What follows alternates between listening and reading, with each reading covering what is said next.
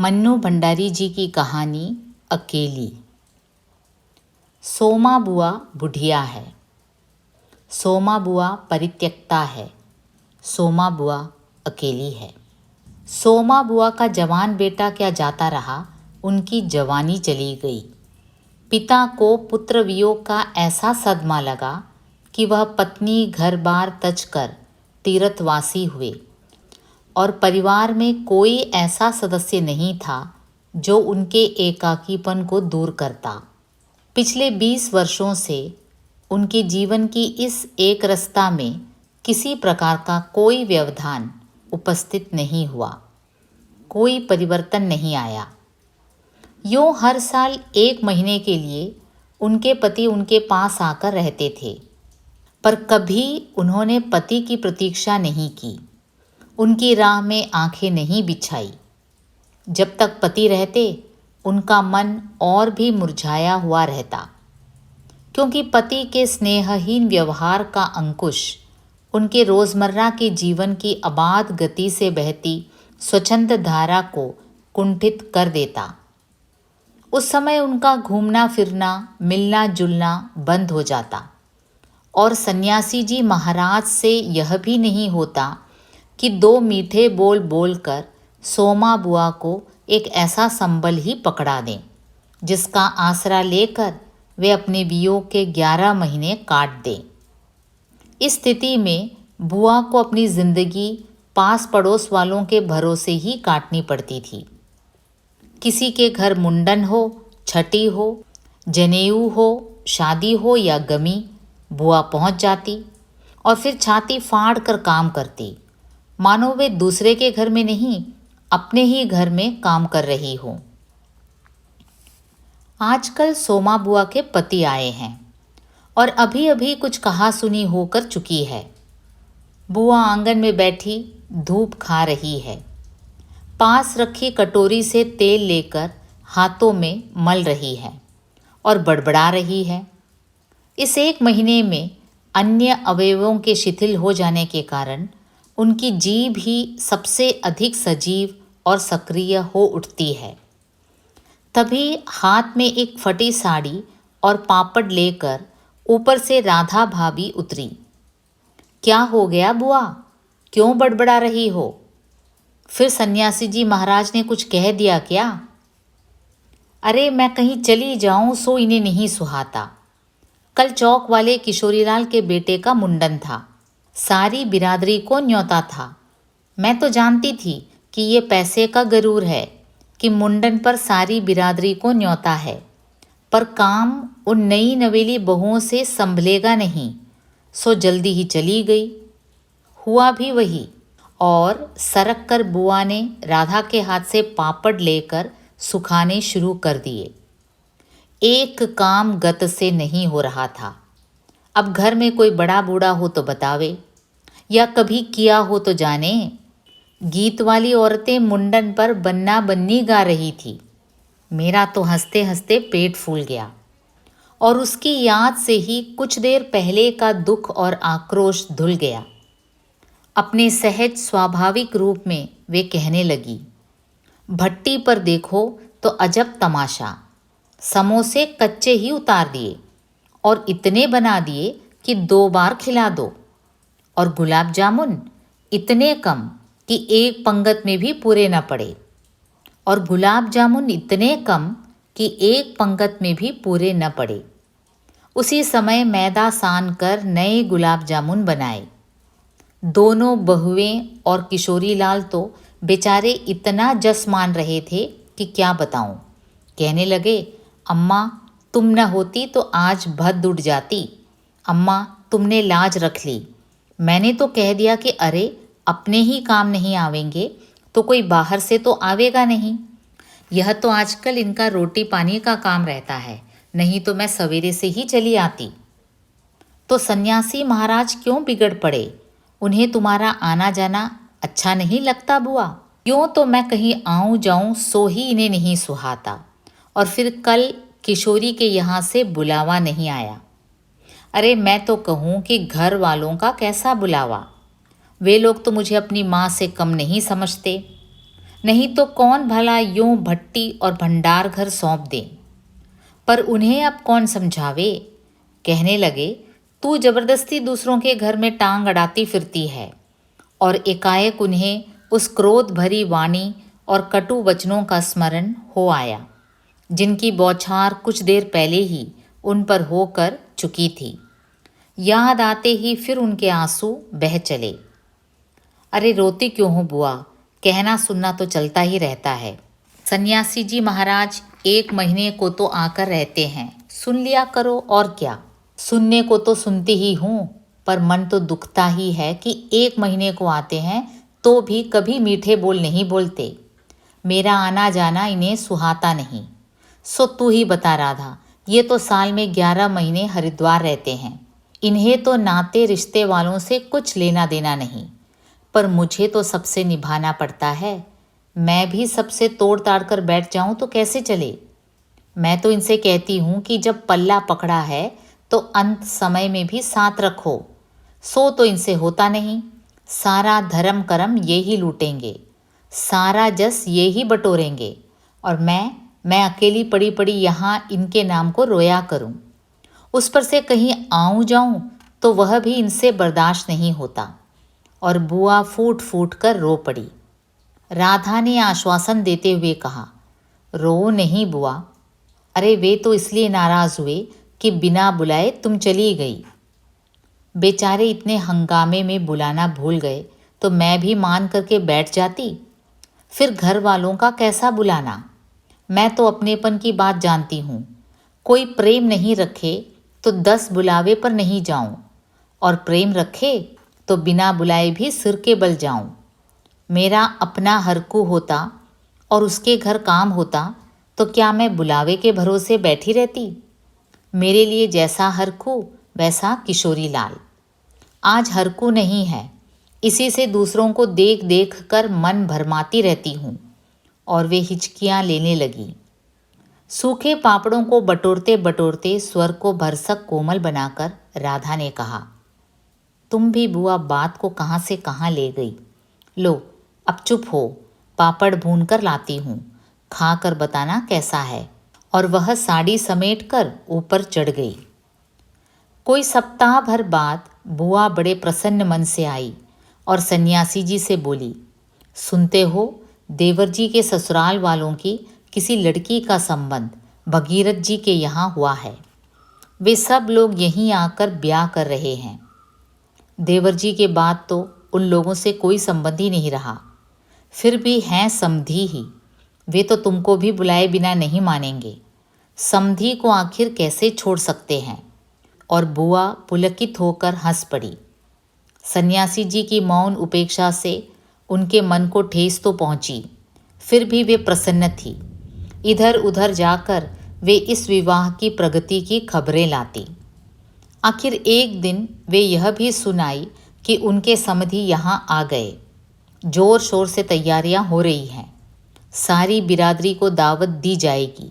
खूब रौनक होने वाली है। दोनों ही पैसे वाले ठहरे। क्या जाने हमारे घर बुलावा आएगा या नहीं। देवर जी को मरे 25 बरस हो गए। उसके बाद से तो कोई संबंध ही नहीं रखा। रखे भी कौन, यह काम तो मर्दों का होता है। मैं तो मर्द वाली होकर भी बेमर्द की हूँ। और एक ठंडी सांस उनके दिल से निकल गई। अरे वाह बुआ, तुम्हारा नाम कैसे नहीं हो सकता। तुम तो समधिन ठहरी। संबंध में न रहे कोई रिश्ता थोड़े ही टूट जाता है।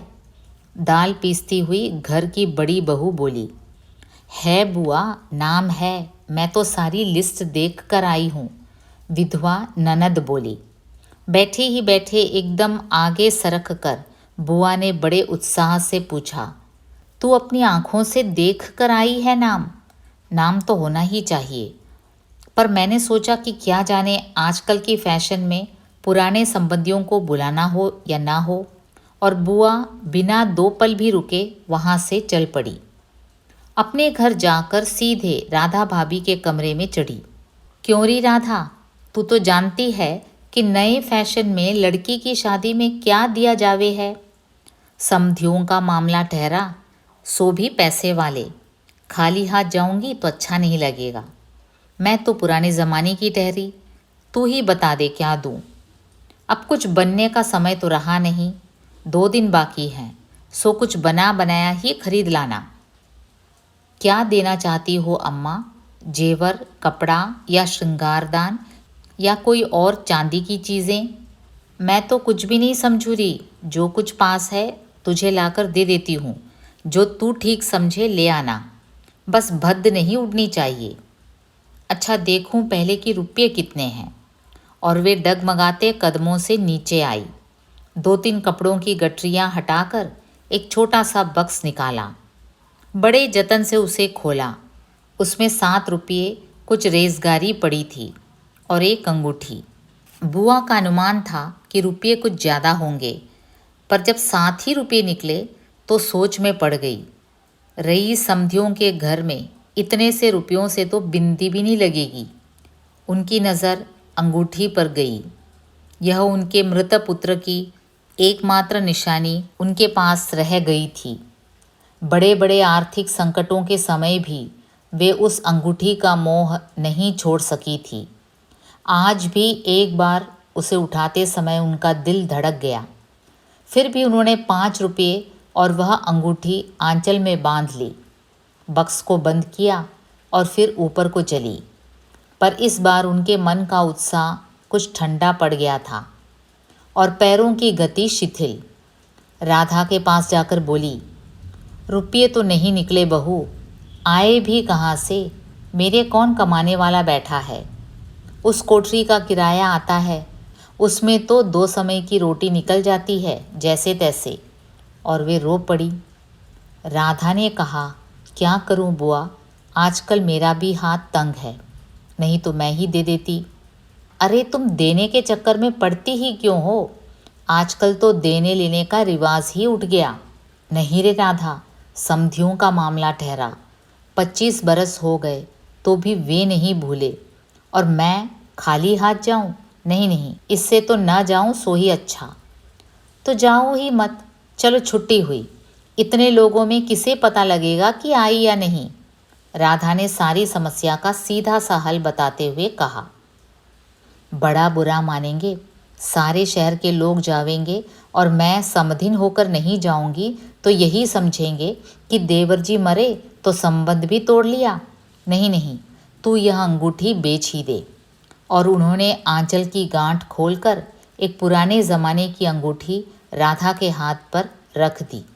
फिर बड़ी मिन्नत के स्वर में बोली, तू तो बाजार जाती है राधा, इसे बेच देना और जो कुछ ठीक समझे खरीद लेना। बस शोभा रह जावे इतना ख्याल रखना। गली में बुआ ने चूड़ी वाले की आवाज़ सुनी तो एकाएक ही उनकी नज़र अपने हाथ की बद्धी मटमैली चूड़ियों पर जाकर टिक गई। कल समधियों के यहाँ जाना है, जेवर नहीं तो कम से कम कांच की चूड़ी तो अच्छी पहन ले। पर एक अत्यंत लाज ने उनके कदमों को रोक दिया। कोई देख लेगा तो? लेकिन दूसरे क्षण ही अपनी इस कमज़ोरी पर विजय पाती सी वे पीछे के दरवाजे पर पहुंच गई और 1 रुपया खर्च करके लाल हरी चूड़ियों के बंद पहन लिए। पर सारे दिन हाथों को साड़ी के आंचल से ढके ढके फिरी। शाम को राधा भाभी ने बुआ को चांदी की एक सिंदूरदानी, एक साड़ी और एक ब्लाउज़ का कपड़ा लाकर दे दिया। सब कुछ देख पाकर बुआ बड़ी प्रसन्न हुई और यह सोच सोचकर कि जब वे ये सब दे देंगी तो उनकी समधिन पुरानी बातों की दुहाई दे देकर उनकी मिलनसारिता की कितनी प्रशंसा करेगी, उनका मन पुलकित होने लगा। अंगूठी बेचने का गम भी जाता रहा। पास वाले बनिए के यहाँ से एक आने का पीला रंग लाकर रात में उन्होंने साड़ी रंगी। शादी में सफ़ेद साड़ी पहनकर जाना क्या अच्छा लगेगा? रात में सोई तो मन कल की ओर दौड़ रहा था। दूसरे दिन 9 बजते बजते खाने का काम समाप्त कर डाला। अपनी रंगी हुई साड़ी देखी तो कुछ जची नहीं। फिर ऊपर राधा के पास पहुंची। क्यों राधा, तू तो रंगी साड़ी पहनती है तो बड़ी आब रहती है, चमक रहती है, इसमें तो चमक आई नहीं। तुमने कलफ जो नहीं लगाया अम्मा, थोड़ा सा मांड दे देती तो अच्छा रहता। अभी दे लो, ठीक हो जाएगी। बुलावा कब का है? अरे नए फैशन वालों की मत पूछो, ऐन मौक़ों पर बुलावा आता है। 5 बजे का मुहूर्त है, दिन में कभी भी आ जावेगा। राधा भाभी मन ही मन मुस्कुरा उठी। बुआ ने साड़ी में मांड लगाकर सुखा दिया। फिर एक नई थाली निकाली। अपनी जवानी के दिनों में बुना हुआ क्रोशिये का एक छोटा सा मेजपोश निकाला। थाली में साड़ी, सिंदूरदानी, एक नारियल और थोड़े से बताशे सजाए। फिर जाकर राधा को दिखाया। सन्यासी महाराज सवेरे से इस आयोजन को देख रहे थे और उन्होंने कल से लेकर आज तक कोई 25 बार चेतावनी दे दी थी कि यदि कोई बुलाने न आए तो चली मत जाना, नहीं तो ठीक नहीं होगा। हर बार बुआ ने बड़े ही विश्वास के साथ कहा, मुझे क्या बावली समझ रखा है जो बिन बुलाए चली जाऊंगी? अरे वह पड़ोस वालों की नंदा अपनी आंखों से बुलावे की लिस्ट में नाम देख कर आई है, और बुलाएंगे क्यों नहीं? शहर वालों को बुलाएंगे और समधियों को नहीं बुलाएंगे क्या? 3 बजे के करीब बुआ को अनमने भाव से छत पर इधर उधर घूमते देख राधा भाभी ने आवाज़ लगाई, गई नहीं बुआ? एकाएक चौंकते हुए बुआ ने पूछा, कितने बज गए राधा? क्या कहा? 3? सर्दी में तो दिन का पता नहीं लगता।